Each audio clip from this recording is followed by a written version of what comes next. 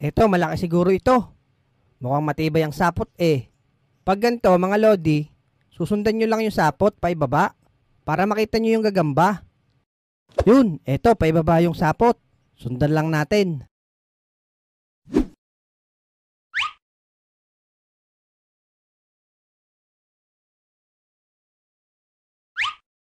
Teka, kuweba na to ah. Bakit mainit dito sa ilalim? Lintik na iyan ah. Sumabit pa ata ang saranggola ko. Ikaw, hindi pala sapot yun. Sinulid pala ng saranggola. Hay, sumabit na naman.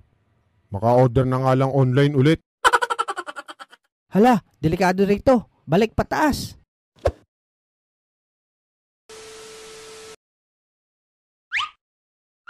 Sabi ni Alex, sundan ko lang daw tong sapot. Tapos, makikita ko na yung gagamba nito. A few inches later. Teka nga, nakailang minuto na ako sinusundan to ah. Bakit hindi pa natatapos ata? Ayun pala, malapit na yung dulo. Botsyog siguro to, parang si Abudo. Ano to? Hindi naman gagamba to eh. Parang bulok na rambutan. Dapat dito, pinapalo.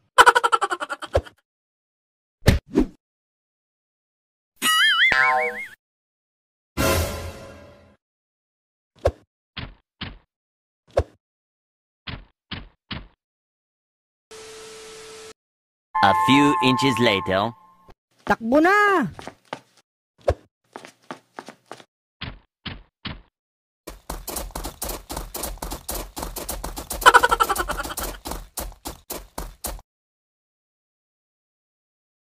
Muntik na tayong maabutan ng baboy ramo ah.